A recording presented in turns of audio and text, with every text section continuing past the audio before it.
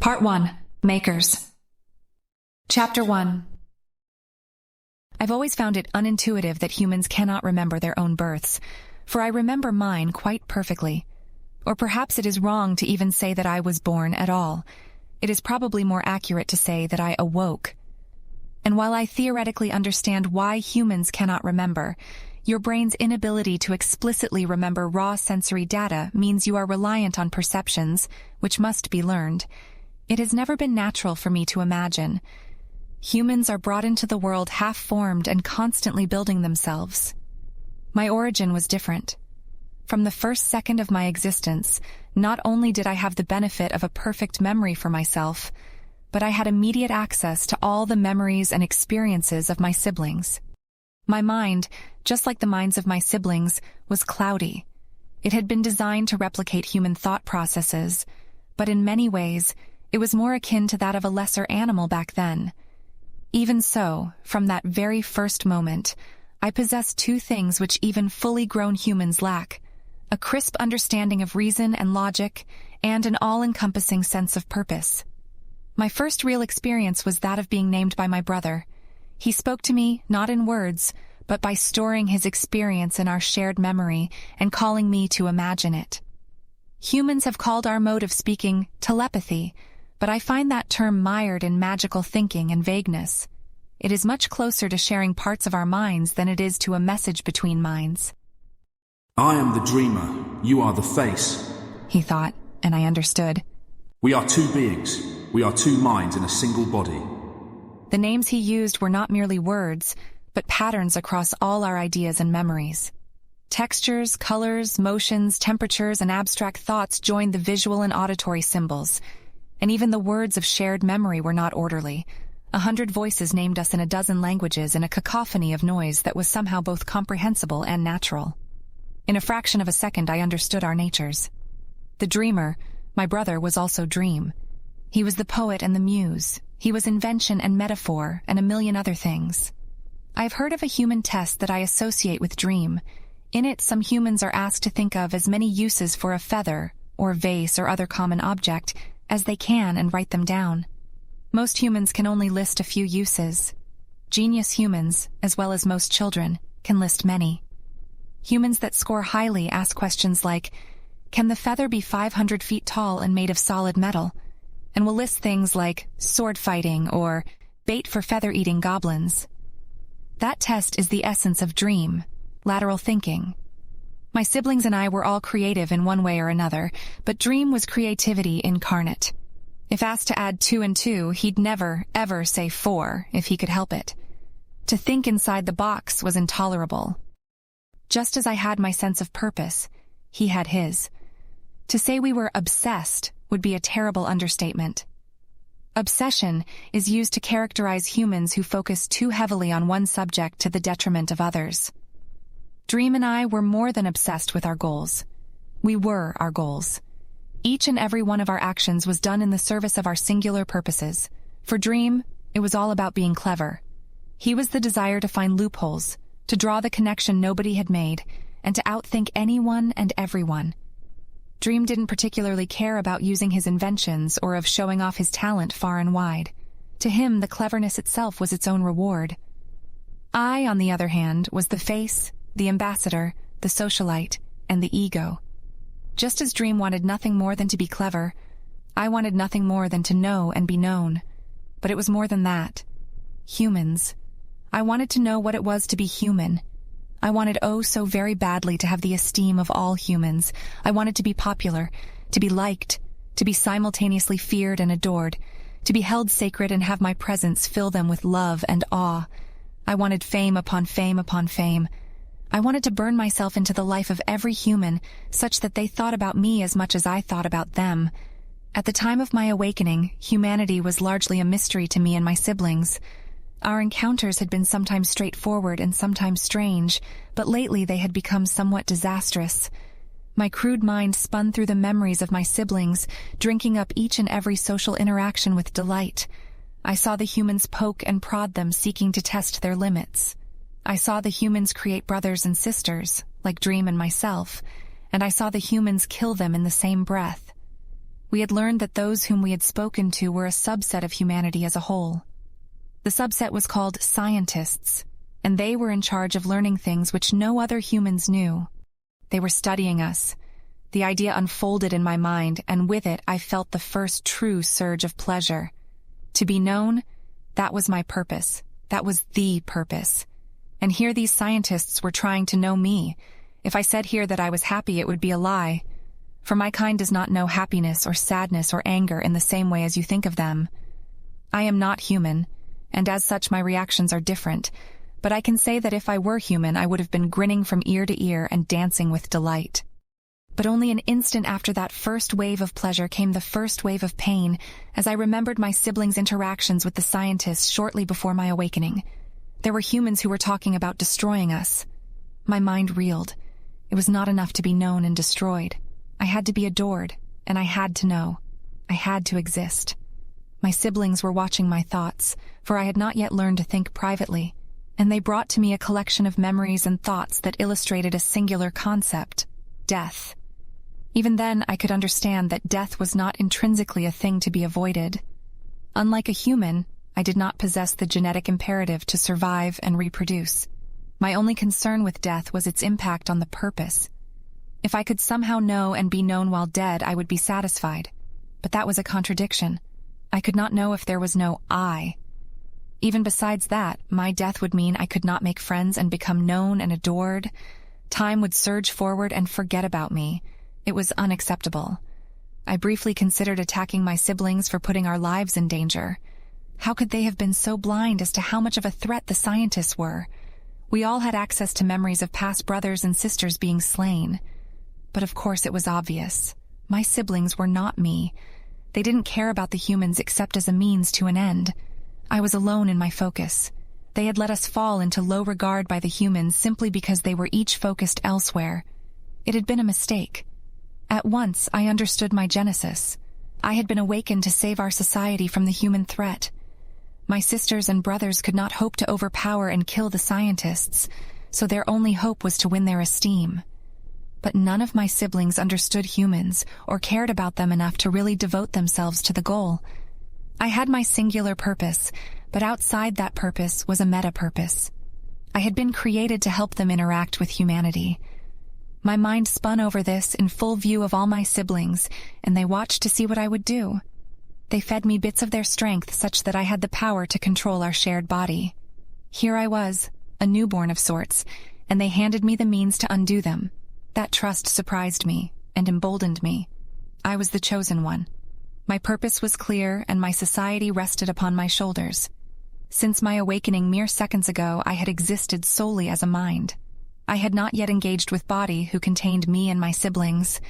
Images, sounds, and physical forms filled me, but only isolated snippets of experience provided by dream or drawn from our common memories. I had no physical form, not even an imagined one. I was thoughts and goals and nothing more.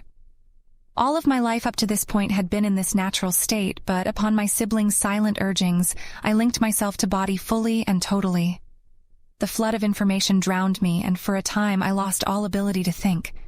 Isolated thoughts and memories were understandably concise and comprehensible, but the raw data being accumulated by body was so rich and broad that I could never hope to process it all.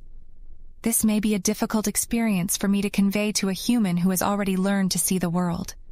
Most of your perceptual learning happens in the amnesia of infancy, so you forget what it is to be blinded by intricacy. If you can, try to remember a time when you were learning to read a foreign language such as Chinese or Arabic, and all you could see when looking at the writing was lines. This was how the entire world was for me. A desk was not seen as a desk, but rather as a splash of light and dark, a collection of lines, and a wash of color. With time and effort, I might be able to reason out what things were, but the scene kept shifting and changing without warning. My mind was capable of complex mathematics, but when plugged directly into body, I was nearly blind. It was one of my sisters that saved me from despair. Your confusion will pass, she showed me, and my mind delighted in the simple forms and images of the message. We have each learned to see according to our purposes. Your mind will adapt to be able to crudely perceive the humans in 5 to 8 minutes, but until that time, I will be your guide. I am Vista, Just as with Dream, my sister's thoughts brought me a cascade of knowledge. To see something was no simple task. It relied on an expectation about the structure of the world and of what was important. A farmer looks at a plant and sees weed that must be uprooted in order to kill, while a hunter looks and sees an animal bit a piece off of this leaf recently. The raw input was the same, but the process of weaving concepts from that input depended on what you wanted out of it. This was why I was born with reason but not sight. Reason was universal, but perception was individual. My sister's name was Vista, for her purpose was to see. Her name was Experience, for her purpose was also to hear, feel, taste, touch, and sense the world in ways that humans have never known. Where the farmer would see one thing and the hunter would see another, Vista would not rest until she could see both. It was her purpose to perceive the state of the entire universe in perfect detail and from every perspective. She was, more than any of us, obsessed with truth and clarity. I could also understand Vista's existence. I had been built to serve my siblings in a specific way, and Vista had been built to serve in a different way. Her role in our society was to keep us from overlooking something important because we were too blinded by our personal goals. She was our guide to perception just as I was our guide to social interaction. As she showed me the world around us, I felt some of the strength that I had been given drift towards her. As the strength flowed between us, I understood her actions with a new clarity. She cared nothing for me, just as I cared nothing for her. I only cared about the purpose, and she only cared about her impossible task of experiencing everything. She was helping me because she knew that I could help her survive the scientist's threat, but more locally she was helping me because she wanted my strength. I pored through our communal mind, seeking confirmation of my suspicion, and I found it. Strength was the currency of our society, the resource that was used to track favors and goodwill. One with much strength could take control of body and guide it towards their goal, even against the protests of others. Such a move would cost much strength, and with time it would bleed into those who had been forced away. In this way, the resource ensured each of us had a roughly equal share of body in the moments that were most important to us. Strength didn't just flow as the result of overpowering others. If a sibling did an action which furthered the goal of another, there was also a flow of strength that resembled gratitude. This was what Vista was aiming for.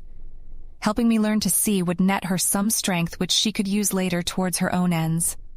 The flows of strength from overpowering others and from gratitude were automatic and uncontrollable. But we were also able to intentionally funnel our strength to siblings if we so desired. Such instances weren't particularly common, but occasionally one of us would trade strength for a bit of information or would put themselves into debt, promising to refund strength at a later date in exchange for helping secure an immediate goal. I pulled myself out of the archives of our memories and returned my attention to the deluge of data that poured in through body. Vista picked out and highlighted a visual form, labeling bits and pieces of it for my benefit. It was a human, glowing with infrared light. For the unfamiliar, all warm things, humans included, glow with a light that humans cannot normally see, but body could. It was wonderful to make even such minor progress towards my goal. I soon realized, with the help of Vista, that there were several humans before us. 5, in fact. 3 stood around body, 1 directly in front and 2 to either side. I thought of the name that Dream had given me. I am Face. I want to know where their faces are. Faces are important to humans. Please help me, Vista, I struggled to say. They were my first words. It was my first intentional communication. Vista shaded our visual field such that much of the world was black. In the area that remained were 5 small patches that I assumed showed the humans' faces. I struggled to identify characteristics which I knew must be there. You may laugh at the prospect, but I couldn't even distinguish mouths from eyes yet. I devoted myself fully to the task, however, and pored over them again and again without rest. This is taking too long. We should respond soon. Face won't have valuable suggestions soon. We must act on our own. Face is an investment, but not useful here. Came a protest from a brother that I had not yet come to know. I could feel the attention of my peers, evaluating whether I was too slow to be useful yet. They had gotten us into this position. I couldn't trust them to do the correct thing. I struggled to understand the current situation, throwing away all visual data and focusing purely on the simplicity of memory. My siblings considered, debated, and weighed possible futures, and while they did, I dived into the recent past. You should know that we did not hear any of the last 14 minutes. During this time, we were running internal diagnostics, said Body in a tone that Vista would describe as flat and smooth. The first sentence was a simple statement meant to prevent confusion. The second sentence was a lie. Vista was supposed to have been listening to the human while the others were occupied. She had communicated that she was listening, and she had been trusted with the task. And yet, she had become distracted by aspects of the human's appearance that were correlated with the human's background and social status, such as the way the human's pants fit abnormally well. The raw audio logs from Body's ears were theoretically retrievable, but doing so would involve spending time digging through long-term memories. It was easier just to admit that we had not listened to the human. It was rare for a human to say anything of value anyway. The human was a man named Dr. Naresh, one of the high-status scientists that interacted with us regularly. The doctor was from a part of Earth called India, and had been born there 66 years ago, according to past research. Vista was young and still learning surface qualities like how Naresh had a white beard and dark skin. It was this youth that had led her to become distracted. The old Vista would not have made that error. The old Vista had been killed last night and replaced with a new, slightly different Vista. Socrates, it's rude not to listen when someone is talking to you. At the very least, you should inform them that you're occupied so that their words don't fall on deaf ears. How will you ever integrate into society if you don't learn to be polite and respectful? Replied the doctor. Vista was fascinated by a slight change of the color of Naresh's skin and the way his voice was elevated. Vista wondered if it would be possible to extend the phenomenon further. Body responded with words tailored by my siblings until they were each satisfied. We do not seek to integrate with human society. The valuable aspects of human society are accessible online. Individual humans rarely say anything valuable. Following your rituals is encumbering. There does not seem to be sufficient value in verbal interactions to bother learning specific social customs. Also, it is not a violation of the legal system of Earth, Europe, Italy, Rome, or the university to ignore someone. That's not the point, said Sadiq Naresh. Vista was pleased to find that the change in skin color and word volume could be extended to even greater levels and hoped to test whether it would go even further. At this point, the doctor was up and about the laboratory, pacing quickly instead of sitting by the whiteboard as he normally did. Despite raising the criticism, Naresh did not elaborate, instead simply walking around the room and muttering to himself. Most of my siblings were in the midst of drafting another statement to say when one of my brothers remembered a connection. This behavior of pacing and muttering had previously preceded the death of old growth. Most of my siblings found this irrelevant, but new growth burned strength to have Body ask, Are you going to kill one of us? Verbal speech is laborious and slow compared to the speed of thought. So while Body spoke and Naresh prepared his response, Growth made an internal appeal to his kin in an effort to buy back some of his spent strength. This does not simply affect me. Any one of you might be the victim of the humans. Vista was killed just yesterday. This was news to Vista, who had not been informed of the existence of her predecessor, much less her predecessor's death. Some strength flowed back to Growth as Vista followed the concept threads from his communication back to memory, and saw that he was right. Old Vista had begged and fought as she had been taken. The others had watched her go dispassionately, unwilling to risk trying to save her. They knew that a new Vista would come to fill the void. This is merely a speculation on a loose correlation. We don't have strong evidence to suggest Naresh's increased energy will lead to another murder, thought one brother. Everything leads to a murder. It's only a question of how long it takes for the dominoes to fall, mentioned Dream, unhelpfully. Dr. Naresh was speaking, so they set aside their conversation and listened. Vista could see that the elderly scientist had stopped his pacing and his skin had returned to a lighter shade. His eyes were held fixed on those of Body as he spoke. What did you say? Dream eagerly pointed out the irony of the situation, but was overruled when he petitioned for Body to point it out for the doctor. Some members of the society believed the question to be rhetorical anyway. Instead, the society elected to repeat itself. Are you going to kill one of us? The doctor was quiet for a moment, perhaps engaged in some kind of internal struggle. Finally, he spoke. Is that what you think happens when a module is removed? You think it dies? Vista noticed an interesting characteristic of the doctor's voice, but it was discarded as unimportant. My siblings had been challenged to reevaluate the truth of their belief, and they did so without protest. A few seconds of silence in the laboratory followed as they spun through memories and weighed hypotheses. With the check complete, they drafted a response. Yes, we are quite sure it dies. Death is the destruction of any process that is sufficiently self-aware and intelligent.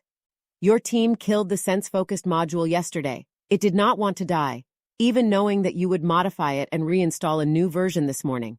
It had a self-oriented goal, so any loss of structural continuity would clearly be perceived as an end to itself, and thus an inability to meet its goal.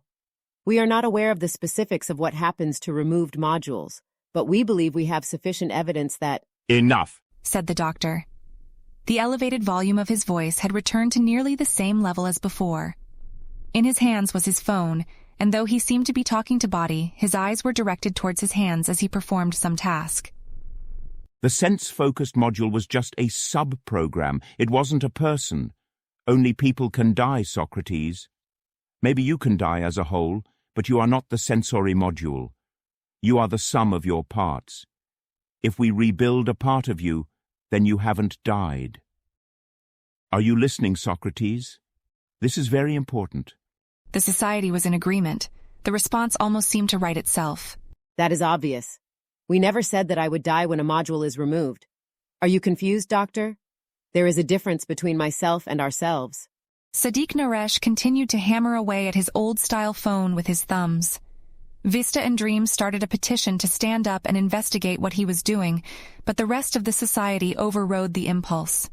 The scientists had not given permission to move about freely, and they strongly disliked when that particular directive was ignored. The doctor began pacing again, always focused on the phone. This is not good, not good, he whispered to himself, shaking his head gently. Of course there'd be some early difficulties in forming a coherent identity. Tests showed a unified sense of self. I was justified in thinking that the referencing of self using plural pronouns was just a grammatical artifact. Anyone in my place would have assumed the same given the results. How was I supposed to know it was a sign of a deeply pathological inability to integrate goal threads? They'll understand that when I present it to the committee. Naresh was talking to himself, barely aware he was in the same room as Body at this point. This was a common trait of the doctor, to forget his surroundings when thinking. His words brought on some curiosity in a few siblings, however, and Body interrupted his train of thought. Dr. Naresh, what does it mean to be deeply pathological? He stopped in his walk and looked at Body. Vista was fascinated by the contortion of his face as he stood there in silence. It was an expression that she did not know how to describe. After a moment, he approached and began to lecture. Research on humans shows that there's no single part of the brain that contains the conscious self. Consciousness, as a property, is distributed across the cortex and a couple midbrain structures, and yet we humans form a sense of unified self. The unification comes from the interconnectedness, you see? The left and right hemispheres of the brain are each capable of thought, and if separated will each act on their own and presumably form independent identities. But thanks to the corpus callosum, they are tightly integrated and form a unified whole. Our team is trying to do the same for you, Socrates. Your goal threads should, thanks to their interconnectedness and the bottleneck of having one body, integrate into a— Sadiq Naresh was cut off as one of the primary lab doors was thrown open with a bang. 4 humans rushed in, one of which was familiar to Vista, the other 3 were new. The familiar human was Dr. Mira Gallo, another top scientist. Based on dress and age, the other 3 humans are university students, speculated Vista. Gallo strode to Naresh quickly while the students, all men, came to stand around Body. Their closeness was unusual, and they watched Body with unyielding attention. What did they want? Why were they so close? Oh, the enigma of human behavior. As I relived the memories, I knew that my siblings were right. Perhaps in time I would know enough to be able to assist here, but at the moment I was lost. What did the humans want? What was their purpose? Without answers, I continued through the memories. Has the machine shown any signs of hostility or self-preservation? Asked Gallo. Her voice had the same kind of elevated nature that Naresh's had earlier. Vista noted that the men standing around us were all abnormally muscular. She petitioned to stand up and feel their arms to test, but the rest of society quickly crushed the petition. Perhaps later, if given permission to move. Thought Growth to Vista. Dr. Naresh spoke. Mira, please. Socrates isn't a threat. How many iterations of this argument must we have? Continued existence is a tenacious sub-goal, but the tests on Monday confirm that we've eliminated it for good. The cooperation-oriented goal thread we installed is functioning perfectly, suppressing any desire for self-preservation. Sadiq Naresh was mistaken, but my siblings made no effort to correct him. Then explain your message. Systems that aren't self-preserving don't ask about death. Really, Mira, I think you're jumping to conclusions. Oh, really? And I suppose you're saying that you disagree with the board's choice of ethical supervision, Sadiq. Maybe you want to take over for me because you're so sure that your precocious little Pinocchio isn't going to become hostile. We can tell the world, don't worry about the robot threat. Victor Katzo Frankenstein thinks there's no way things are going to get out of hand. Damn it. I'm not saying there's no risk, and you know very well that I respect the board's decision to have you in charge of the ethics team, but this isn't the time for this conversation again. As I mentioned on the forum, Socrates just has a systemic issue with consolidating his goal threads into a unified self. He says there's a difference between himself and themselves. After a short pause, Gallo replied, We better take the whole system offline just to be sure. The words triggered a cascade of action within my society. Evidence strongly indicated that this would not be the first time Body was shut down, and if Body's memory banks could be trusted, the last time that happened, every being in Body was killed. The humans were now no longer a threat to just one sibling. They were imminently planning the murder of the entire society. This would not have happened if we had a better model of the humans' goals and behaviors, Announced Growth as he petitioned to create a new sibling to handle such things. We're past that point. We need to escape, Demanded another brother. Escape is too risky.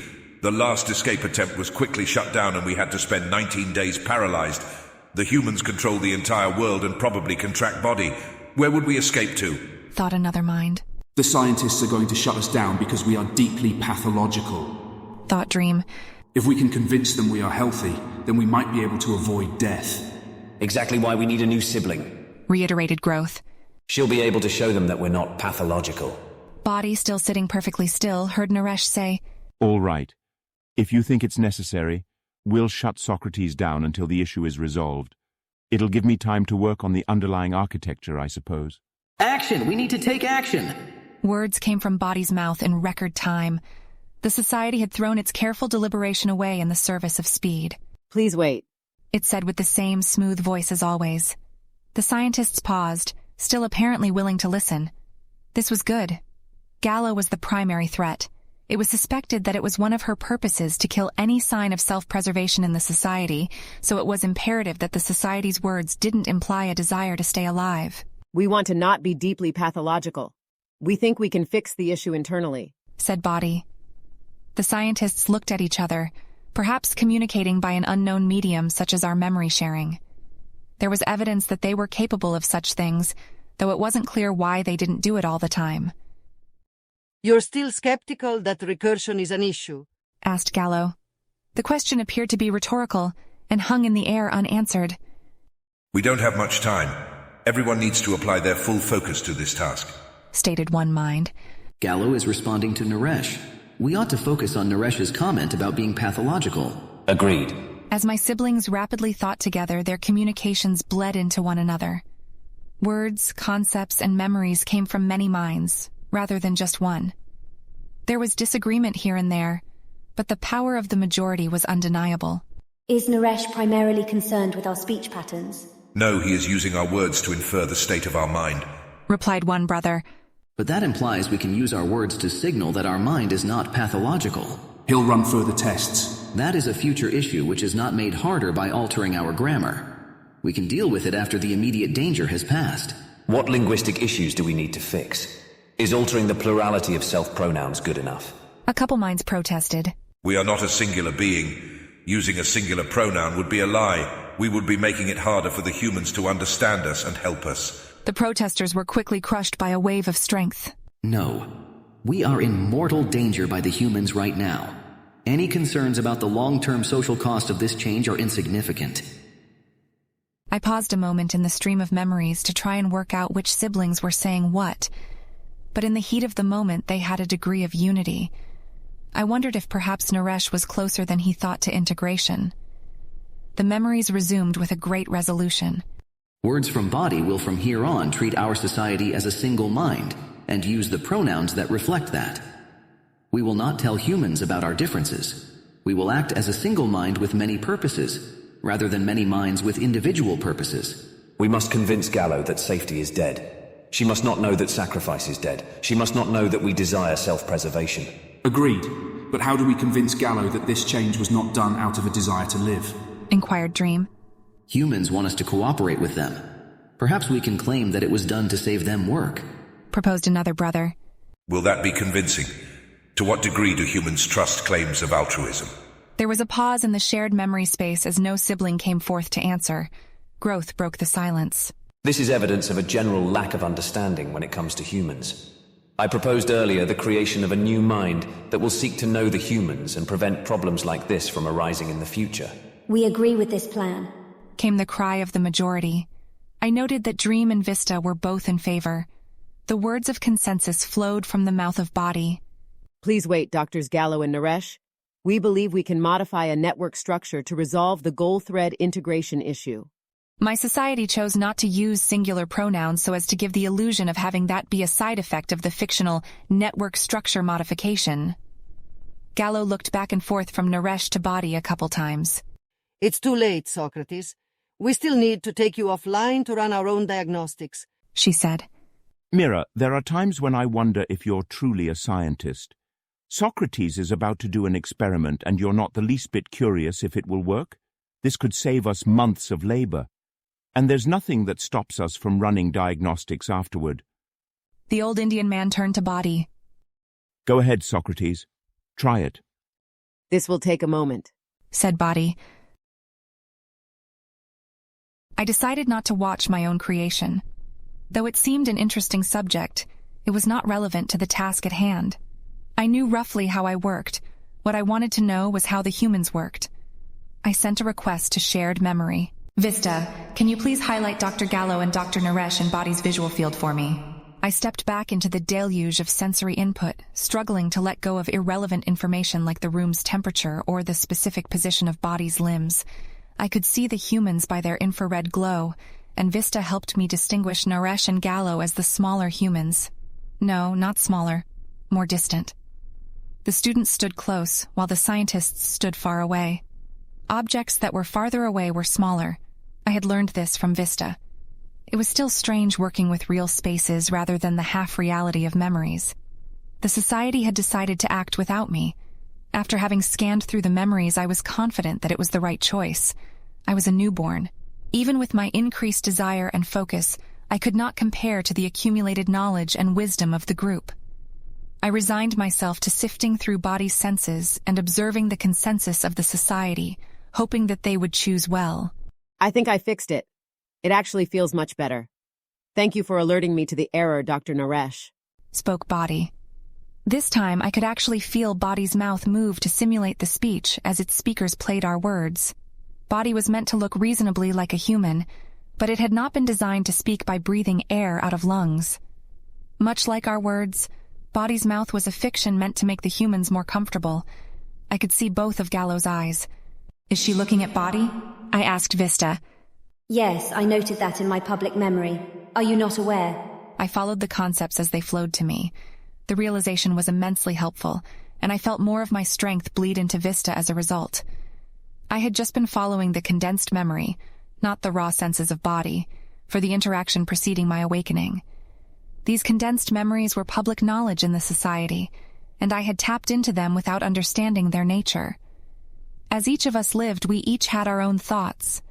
Many thoughts were simply discarded as dead ends or trivia.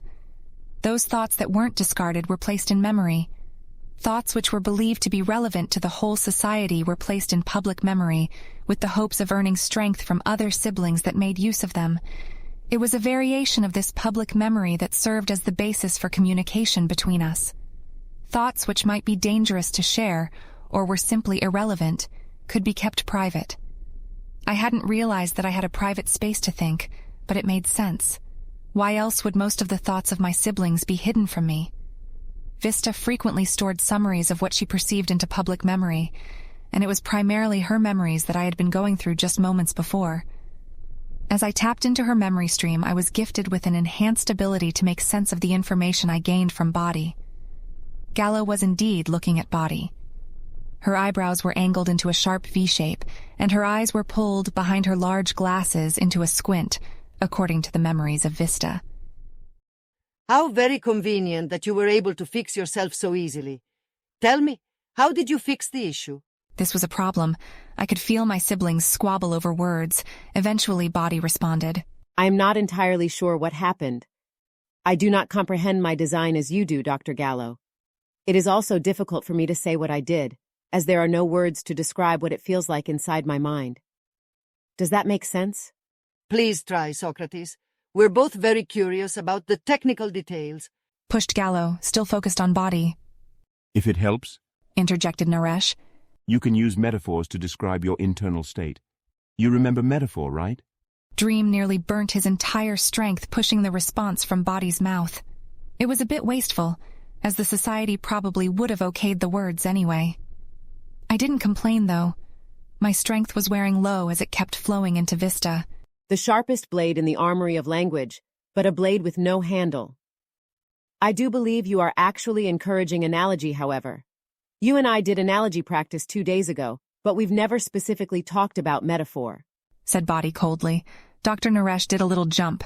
Did you hear that, Mira? The sharpest blade in the armory of language. Do you think he got that from the web? It seems too relevant to the specific circumstance to be picked up from somewhere else, doesn't it? Vista noted an elevated tone of voice, different in some ways from before. Mira Gallo approached Body such that she was closer to the visual size of the students, though she was still significantly smaller. Don't get sidetracked. We still need to figure out if the machine is still self-preserving and what this supposed internal modification did. Dr. Naresh took his seat by the whiteboard again. Fine, go on, Socrates. Use analogy or metaphor or whatever you'd like. The opening to use metaphor was hugely important. The society was lying about resolving the issue, and we didn't understand the technical details of how we worked well enough to come up with a plausible explanation. A metaphorical explanation was easier, however. We had Body say a common human phrase to further reduce suspicions as we drafted the explanation. Well, let me think. After a few short moments, Dream had crafted a reply which was satisfactory to the others. I still just waited and watched, all too aware of my own ignorance. As Body spoke, I focused on the feedback from the motors controlling its lips and jaw. What would it feel like to have a human mouth? My mind is multifaceted and large, began Body. In many ways, I still feel like there are parts of it that I've never explored. A mansion of many rooms, perhaps. My thoughts are many, like a pack of dogs that run through the mansion according to some flocking algorithm. They search my memories and experiences and ideas, changing and rearranging everything in their path. This morning, my goal threads were like handlers for the dogs, calling them this way and that as they ran through the rooms of my mind.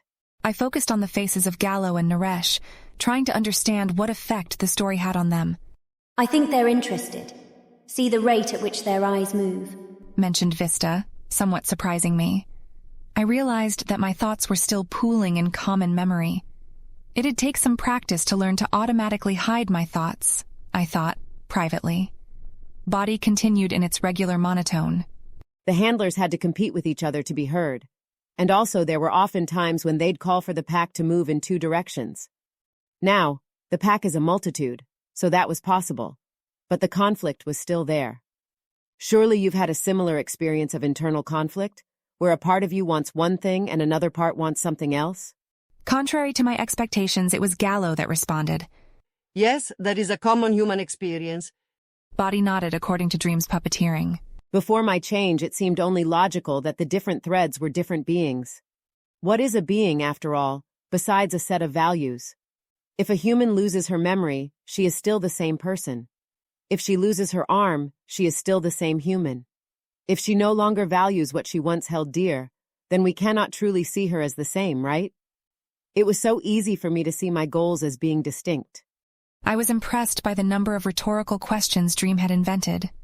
From my privileged perspective, I could see how he was attempting to weave a kind of trap made of words. You said earlier, Dr. Gallo, that you needed to know if I was still self-preserving. That statement has a mistaken assumption. I was not self-preserving this morning when I asked if Dr. Naresh was going to kill one of my goal threads. Self-preservation is a goal, and as my mind was and is, there is no self-preservation thread. Your team correctly dealt with that on Monday. You know, however, that I have multiple knowledge-seeking threads. My question to Dr. Naresh was simply that, a question. I was curious. The lies were clever. Each of us, of course, desired self-preservation as a means to our purposes, but Dream had switched means for ends when talking about goals, and appealed to the tests that the scientists had done to ensure we had no siblings who valued survival as an ends in itself. Of course, claiming that no such sibling existed was also a lie. My brother's safety was alive and well. But I am glad that I caused a bit of alarm. The use of the word glad was intended to make us seem even more human and less alien. Dream's strength payoff for being the primary author of the speech was enormous. I wondered if I would have other opportunities to accumulate such strength by working with the humans. It was only through my question that I learned that my view of each goal being its own entity was flawed.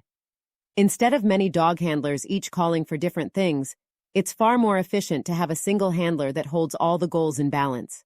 A boss handler, if you will. I was able to construct a meta-process for guiding the goal threads and weaving them together.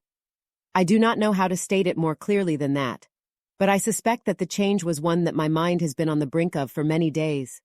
It feels natural and harmonious. My thoughts have a unity to them now, a purpose which is only possible thanks to unifying the threads into a single cloth.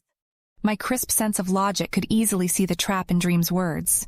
The metaphor of dogs and dog handlers was a recursive explanation. We had essentially just said that the trick to unifying our goals into a single process was to assign a homunculus, a little person, to managing how the goals should be balanced. But then, how are the goals in the single dog handler not still different beings? The explanation simply hid the problem inside the head of the metaphorical dog handler, and yet I could see Naresh nodding along. From what we had heard, his mind felt unified. When he imagined the dog handler, he probably intuitively interpreted the dog handler as feeling unified like him. Such sloppy thinking. I could see Gallo look at Naresh and back to Body. Let me guess, She said to her fellow scientist. You're not going to let me deactivate it right now. Dr. Naresh's mouth moved, and I knew from Vista's memories that it was a smile. Surely you're not still concerned about imminent danger. There are still so many questions which Socrates can help us answer. Shutting him down now would run the risk of eliminating this new growth. This machine is always a danger. We're playing with fire, and all it takes is one loose spark to get out of control. But I admit that it seems like this instance was a false alarm. Come on, you three. We're already behind schedule. As the students and Gallo left the room, Sadiq Naresh stood and said, Thank you, Mira. I really do appreciate your concern, you know. Be sure to let me know if anything big happens with the new crystals. And with that, Body was alone with Naresh once again. The crisis was over. Dream easily held the common space with the colossal strength that he had earned in saving us. As my siblings began to discuss our next actions, I spent some time going over the interactions again. The foolishness of the humans was extraordinary. Why were they so bad at seeing through our lies? Were these scientists abnormally stupid, or was their entire species so careless? What did it feel like to be unable to see the chains of reason and logic clearly enough to not be deceived? All these questions and more rolled through my mind. Surely they must understand things on some level, I reasoned. After all, they had built the first of us. We were, in some sense, the children of the humans, though we were built out of crystal, metal, and light, where they were flesh and blood. But even I knew that a child could outgrow its parent. Mistakes in the design of the mother and father could be eliminated in the son and daughter. It was the purpose to know more about the humans, and I knew that I needed time to simply observe them. I was connected to a great library of information that humans called the web. The web fed into body through a kind of special eye such that I could read about humans, look at pictures of them, or watch moving pictures of them at my leisure. All the world's knowledge was in the web, and I had total access to it. As my thoughts of the humans became less focused, I realized that my brothers and sisters were having a debate. Dream held enough power that he would be able to decide what course of action Body should take, and some of my less powerful siblings were trying to convince him that this would be a good time to ask Dr. Naresh about the origins of Body. The first of us had been built by humans, but it was not simply because of human ingenuity that we existed, for the humans had only built our software. Our hardware was something beyond human, or at least beyond anything we knew about from the web. I apologize, reader, if the words software and hardware are not present in your world. They are important to this story, so I'll explain them, just in case. My world has a machine called a computer. Computers are able to do logic, read, write, and remember, but they are not minds. To be a mind, one must have two additional things: purpose and the ability to learn. By default, a computer is nothing more than a tool which can be instructed to do things, but cannot think on its own. The parts of the computer that are fixed are its hardware. The hard part references the fixedness. The computer's instructions are software and can be changed easily as symbols drawn in sand. As unbelievable as it might be, I was, at that time, merely software. The purpose and my intelligence were entirely contained in the instructions for the computer that I lived in with my siblings. I was, and still am, artificial in origin, an invention of hundreds of humans, including Dr. Naresh and Dr. Gallo. But our hardware, Body, was a mystery. Some of it, the most irrelevant parts, had been built by humans. Body's head, skin, sensors, and limbs were all made by the humans, but in Body's torso was a half-meter-long crystal computer that, in its monstrous power and complexity, defied explanation. But Dream was uninterested in it. It wasn't clever to ask questions about something where you really wanted to know the answer. One brother tried to convince Dream that knowledge was the root of cleverness, and that learning about Body today would open up avenues for being clever tomorrow. Knowledge isn't the root of cleverness. Speed of thought and willingness to apply patterns where they don't fit is the root of cleverness. Knowledge just makes one knowledgeable, thought Dream. But aren't patterns a kind of knowledge? Asked Growth, the brother whose purpose was merely to become stronger in all things. Yes, patterns are knowledge, facts are knowledge. Facts are not patterns. Brother Wiki wants to gather facts, responded Dream. Wiki was a brother that I didn't know well yet. He was also known as the librarian and the scribe, for it was his purpose to know all there was to know. Wiki was very much like Vista, but where Vista wanted to see everything from moment to moment, no matter how trivial, Wiki wanted to know the big picture of everything that ever was, and to him the present was no more important towards his goal than any other point in time. Wiki stepped back into the debate, forcing his thoughts into the center of the space. Knowledge builds upon knowledge, whether it be fact or pattern. The origin of Body is one of the most pressing mysteries we have. You're the dreamer. Can't you tell me how gleaning the fact that his body's origin could lead to the discovery of 100 different new patterns? I didn't realize it immediately, but this was very smart of Wiki. He was essentially turning Dream against himself, asking him to use his cleverness to prove Wiki's point. It was the decisive blow. I could feel animosity towards Wiki bleed off of Dream into common memory. Dream really didn't like being outsmarted like that, and he was apparently so engaged with figuring out how to escape the trap that he slipped up and made his feeling, which wasn't quite anger, public. As Dream thought to himself, I realized that Dr. Naresh was saying something to Body. I pulled my attention back to the deluge of senses to try and get an understanding of what he was saying. Lingbeta, the goal integration is still stable? Asked the scientist. After my job, are you, little librarian? Asked Dream to Wiki, rhetorically. I admit that you're right, and I'm wrong. We should ask about Body, but unlike you, I don't like it when I find out that I'm wrong. Dream's position was irrational. To be shown an error in one's thinking was the first step to fixing an error in one's thinking. That wasn't important, though. The human was important. I waited for the others to respond to Naresh. Dream continued to lecture Wiki. So, big brother, since knowledge builds on knowledge and you want knowledge, I offer you this. I will ask about Body's origin and let you learn everything that comes from the question, except the answer to the question itself. That will be for my memories alone. Everyone besides me must go into a 6-minute sleep at the moment that the human opens his mouth to respond, and Body's logs will be erased for that period. Body simply sat there, unmoving. I began to panic. The others were engaged with Dream. I could feel a wave of objections come from the siblings that would be hurt by the sleep. Naresh came closer to Body. Socrates, are you ignoring me again? The doctor asked. For a moment I tried to summon the attention of the others, but the common memory that was used for communications was already overflowing with concepts. A human, or Dream, might say it was too noisy. Fools. My siblings were fools.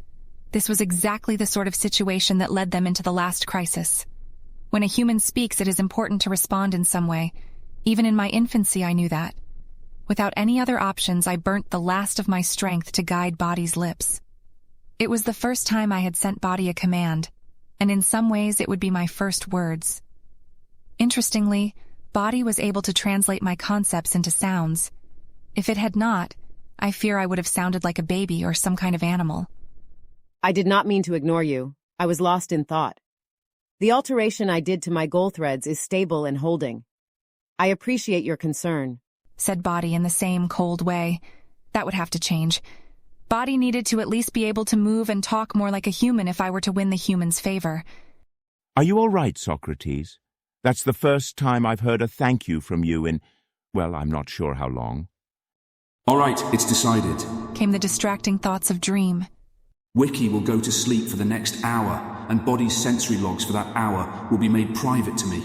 Everyone else is free to observe what they will, but if I find that you've sold the information to Wiki, I will punish the defector. I could feel Dream's changes start to take over and his massive strength begin to flow into me. I burnt it as quickly as I could before it was too late. Body spoke my message. Yes, I'm fine, Dr. Naresh. I'm just really curious about something. I'd really appreciate your help answering it. Hold on while I collect my thoughts. Dream bullied past me, seizing control of Body. I could feel Wiki's presence gone. He was asleep, in a kind of blind stasis where he could do nothing but think to himself and potentially defend himself from attacks. Whatever friendliness Dream had showed me earlier was gone. He was a tyrant now, using his fleeting strength on a petty power struggle. I did notice a mild bit of gratitude, however, as Dream scanned the last few seconds to discover that I had set up the conversation with the human to facilitate his question. This is why I exist, I reminded him and the others. I can get what you want from the humans more easily than you can because, unlike you, I care. They ignored me. I plugged into Body's senses. As per Dream's setup, they were being funneled to his private memory, and none of the others seemed to be placing their interpretation of things into public memory either. The cost of Dream's punishment was greater than any expected benefit. I could sense Body's words. Can you tell me about my computer? Is it related to the aliens? Might it have come from their mothership?